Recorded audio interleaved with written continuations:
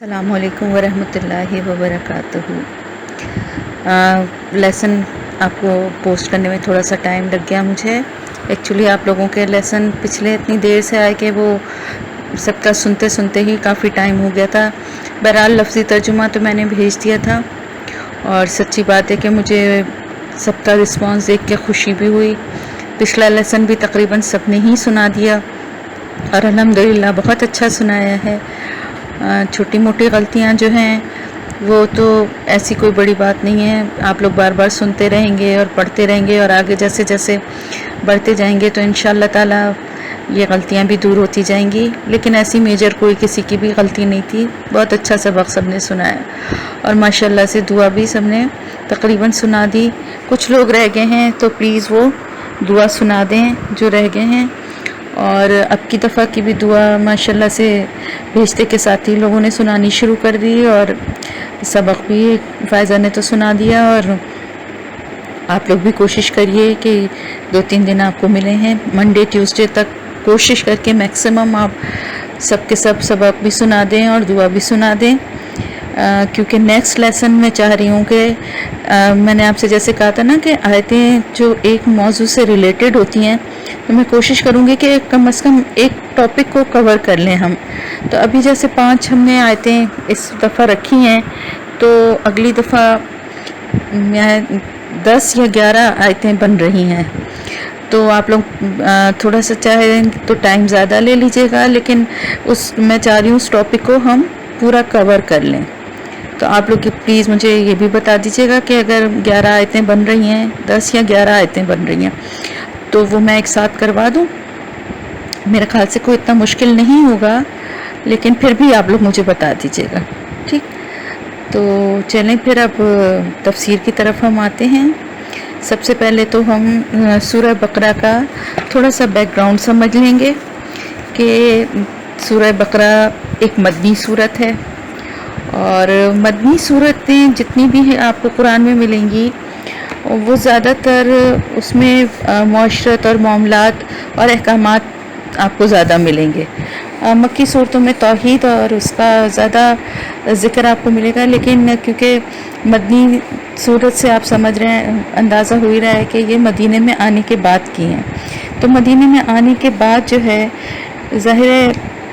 बहुत सारे मामलात ऐसे थे। एक नया ग्रुप मुसलमानों की शक्ल में मदीने में आके रहा था, तो वहाँ पर उनको मुख्तलिफ़ लोगों के साथ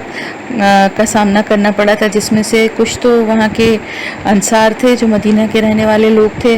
और उसमें से अक्सरियत ने साथ भी दिया था। लेकिन एक बहुत बड़ा जो ग्रुप था वो यहूदियों का था। और यहूदी कौन थे? यहूदी दरहकीकत मुसलमान ही थे अपने दौर के, लेकिन वक्त के साथ साथ उन्होंने जो उनकी किताब थी मजहबी तौरात, उसको की तालीमात को वो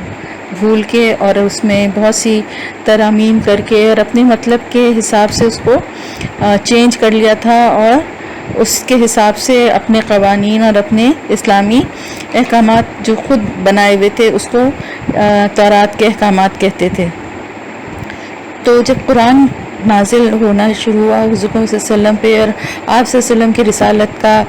पता चला उन्हें, तो सबसे पहले सबसे अच्छी तरह तो वही पहचाने। कुरान में इसका ज़िक्र भी है कि ए नबी आपको वो इस तरह पहचानते हैं कि जैसे अपने बेटों को, यानी इस तरह से वो इतनी निशानियाँ तौरात में मौजूद थी और वो उनको अंदाज़ा था जो तालीमात तौरात में दी गई हैं वही हुज़ूर सल्लल्लाहु अलैहि वसल्लम भी वही सारी बातें बता रहे हैं, क्योंकि ज़ाहिर है अल्लाह ताला की वो भी किताब और ये भी किताब, तो उनको अंदाज़ा हो गया। लेकिन वो सिर्फ इस हठधर्मी में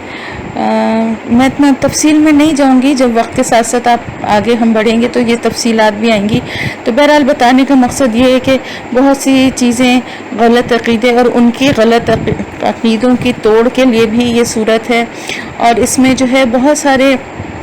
ان کے پرانے پچھلے واقعات، حضرت موسیٰ علیہ السلام کے واقعات جو کہ وہ اپنی اجارہ داری سمجھتے تھے اور وہ کسی سے شیئر نہیں کرتے تھے، اللہ تعالیٰ نے وہ قرآن میں بیان کیے، حضور صلی اللہ علیہ وسلم کے ذریعے لوگوں کو پتہ چلے، اور بھی بہت ساری باتیں ہیں۔ پھر جب مدینے میں آہستہ آہستہ مسلمان تھوڑے مستحکم ہوئے اور ایک ریاست جو ہے مدینہ میں مسلمانوں کی بنی، تو وہاں پر ایک ریاست میں جیسے کہ آپ کو پتہ ہے معاشرتی، اصلاحی اور بہت سارے قوانین اور بہت ساری اصلاحات کی ضرورت ہوتی ہیں، تو اس کے احکامات بھی سورہ بقرہ میں کافی تفصیل سے دیے گئے ہیں۔ قرآن کی طویل ترین یہ سورت ہے، اور صحیح مسلم کی روایت ہے کہ حضور صلی اللہ علیہ وسلم نے فرمایا کہ 2 جگمگانے والی صورتیں ہیں، سورہ بقرہ اور سورہ آل عمران، ان کو پڑھا کرو، قیامت کے دن یہ اس حال میں آئیں گی جیسے بادل ہوں، یعنی اپنے پڑھنے والوں کے اوپر جیسے بادل ہوں یا سائبان ہوں یا پرندوں کے جھنڈ ہو، یعنی سایہ کریں گی، بادلوں کی طرح بالکل اس طرح سے اوپر چھا جائیں گی۔ آپ کو پتہ ہے قیامت کے دن کی سختی اور اس کی ہولناکی سے اللہ سب کو اپنی پناہ میں رکھے۔ تو اس دن جو ہے نا یہ صورتیں اپنے پڑھنے والوں کو تنہا نہیں چھوڑیں گی، بلکہ ان کے اوپر سایہ کریں گی، جیسے بادلوں کا ایک گروہ ہے، یا جیسے سائبان سایہ اوپر آ جائے گا، یا پرندوں کے جھنڈ جیسے سایہ کر دیں، اس طریقے سے یہ اپنے پڑھنے والوں کے اوپر سایہ کر دیں گی۔ پھر آپ صلی اللہ علیہ وسلم نے مزید فرمایا کہ سورہ بقرہ کو پڑھنا باعث برکت ہے اور چھوڑنا باعث حسرت ہے، اور باطل قوتیں اس کا مقابلہ نہیں کر سکتی، یہ بھی صحیح مسلم کی روایت ہے۔ یعنی باطل قوتوں سے مطلب ہے جو بھی برا چاہنے والے یا برا کرنے والے ہوتے ہیں، یا جادو کرنے والے، جو بھی برائی کی نیت سے جن کا بھی ارادہ ہوتا ہے، تو یہ صورتیں جو ہیں ان کی ایک نہیں چلنے دیتی۔ اس صورت کو پڑھنے سے ساری چیزوں کا سد باب ہے۔ تو جہاں پہ بھی کسی کو ذرا شک و شبہ ہو جادو کا یا کسی برے اثر یا نظر کا، تو سورہ بقرہ کو پڑھنا چاہیے کثرت سے۔ سورہ بقرہ کو ویسے بھی سورہ بقرہ کی تلاوت کرنے میں آپ کے دل کو بہت سکون ملے گا، یہ میرا پرسنل ایکسپیرینس بھی ہے کہ جس وقت آپ سورہ بقرہ کو پڑھتے ہیں نا، اگر آپ ایک نشست میں پڑھیں تو آپ دیکھیں آپ کے دل کو بڑا سکون اور بڑی تقویت ملتی ہے۔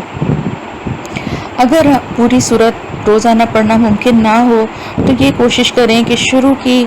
10-12 صورتیں اور آخر کی 4-5 صورتیں یہ ڈیلی اپنا معمول بنا لیں پڑھنا۔ جو کچھ بھی آپ تلاوت کرتے ہیں، جو کچھ بھی آپ پڑھتے ہیں قرآن، چاہے آپ ربع پڑھتے ہوں، نصف پڑھتے ہوں، 1 سپارہ پڑھتے ہوں، جتنی بھی آپ کو جس دن مصروفیت ہے تو تھوڑا کم پڑھتا ہے انسان، جس دن تھوڑا ٹائم ملتا ہے تو زیادہ پڑھ لیتا ہے، لیکن سورہ بقرہ کو ساتھ میں ضرور تھوڑا سا پڑھیں۔ یا آپ اس طرح سے بھی کر سکتے ہیں کہ اپنے قرآن کی تلاوت کے ساتھ روزانہ 1 رکوع سورہ بقرہ کا بھی پڑھیں، تو کچھ دنوں میں سورہ بقرہ کمپلیٹ ہو جائے گی، پھر شروع کر دیں۔ مختلف طریقوں سے پڑھ سکتے ہیں، لیکن بہرحال کہنے کا مقصد جو ہے وہ یہ ہے کہ سورہ بقرہ کی اہمیت اتنی ہے کہ اس کو ضرور اپنی روٹین میں شامل کریں، اور کچھ بھی نہیں اگر کر سکتے تو کم از کم رات کو سوتے وقت اس کی آخری 2 آیتیں ضرور پڑھ کے سوئیں۔ انشاءاللہ تعالی میں آپ لوگوں کو وہ دونوں آیتیں یاد کرنے کے لیے بھی دوں گی، اور چاہے آپ لوگ اس میں 2 ہفتے لگا لیں، لیکن یہ کہ وہ آپ ڈیلی ابھی سے میں آپ لوگوں کو بتا رہی ہوں کہ روزانہ دیکھ کے پڑھنا شروع کر دیجئے تاکہ آپ کی زبانوں پہ رواں ہو جائے، پھر میں آپ کو یاد کرنے کے لیے دوں گی۔ تو یہ آپ کا ایک ہوم ورک یہ بھی ہے کہ آپ سورہ بقرہ کی آخر کی 2 آیتیں روزانہ عشاء کے بعد، رات کو سوتے وقت یا نماز کے بعد، جس وقت بھی آپ کو ٹائم ملے آپ ضرور پڑھیں، اور بہت سے لوگ تو یقیناً پڑھتے بھی ہوں گے، اگر نہیں بھی پڑھتے تو اب پڑھنا شروع کر دیں۔ تو سورہ بقرہ کے بارے میں یہ بھی کہا جاتا ہے کہ جس گھر میں یہ پڑھی جاتی ہے شیطان وہاں سے نکل جاتا ہے، یہ بھی صحیح مسلم کی روایت ہے۔ اصل میں بات یہ ہے کہ اس میں کوئی ایسا جنتر منتر یا کوئی جادو ٹونا نہیں ہے کہ جس سے شیطان نکل جائے گا یا جادو کا اثر ختم ہو جائے گا، بلکہ اس میں ایسے طریقے ہیں، جب آپ پڑھیں گے نا سورہ بقرہ آپ کو بہت مزہ آئے گا، کیونکہ اس میں ایسے طریقے، ایسی باتیں ہیں جن سے آپ شیطان کے حملوں سے بچ سکتے ہیں، اور اگر اس پہ عمل کرنے والے ہم صحیح بن جائیں تو واقعی شیطان ہم سے ڈرنے لگے گا، بھاگے گا کیا، وہ ہم سے ڈرنے بھی لگے گا۔ تو اللہ تعالیٰ ہمارے ایمان کو اس درجے پر لے آئے، اللہ اپنی رحمت سے ہمیں اس قابل کر دے کہ واقعی ہم اس کو اسی طرح پڑھیں جیسا اللہ ہم سے چاہتا ہے، اور اس پہ عمل کرنے والے بھی بن جائیں، آمین یا رب العالمین۔ تو یہ ساری باتیں جو ہیں سورہ بقرہ سے ریلیٹڈ کچھ اہم باتیں تھیں جو میں چاہ رہی تھی کہ آپ لوگوں کو ضرور بتائی جائیں، اور یہ اس کی شروع کی آیتیں اور آخر کی آیتیں، اور آیت الکرسی اسپیشلی، آیت الکرسی بھی سورہ بقرہ میں ہی آتی ہے۔ تو سورہ آیت الکرسی آپ کو پتہ ہے قرآن کی جو ہے سب سے اہم آیت ہے، اور اس کو پڑھنے کا بھی بڑا ثواب ہے، اور اس کے لیے بھی یہی کہا گیا ہے کہ آیت الکرسی اور بھی کچھ دعائیں ہیں جو میں انشاءاللہ آپ کو ضرور ساتھ ساتھ یاد کرواؤں گی، کہ جن کو پڑھنے سے آپ شیطان کے حملوں سے بچیں گے، اور جن کو پڑھنے سے آپ کے لیے اللہ تعالیٰ کے بتائے ہوئے راستے پہ چلنا آسان ہوگا، اللہ کی مدد اس میں شامل ہو جائے گی انشاءاللہ تعالیٰ اللہ کی رحمت سے۔ تو جیسے جیسے ہم یہ پڑھتے جائیں گے تو ہم اس کے فائدے اور اس کے فیض بھی ہمیں حاصل ہوتے جائیں گے، اور جیسا کہ اب مجھے اندازہ ہو رہا ہے ماشاءاللہ سے آپ لوگ انٹرسٹ لے رہے ہیں اور مجھے اچھا رسپانس دے رہے ہیں، تو مجھے بھی اچھا لگ رہا ہے کہ میں آپ لوگوں کو ڈیٹیل بتاؤں۔ تو یہ تو ہو گئی اس کی شان نزول سورہ بقرہ کی، اور کچھ اہم باتیں سورہ بقرہ سے ریلیٹڈ۔ اب ہم اس کی تفسیر کی طرف آتے ہیں۔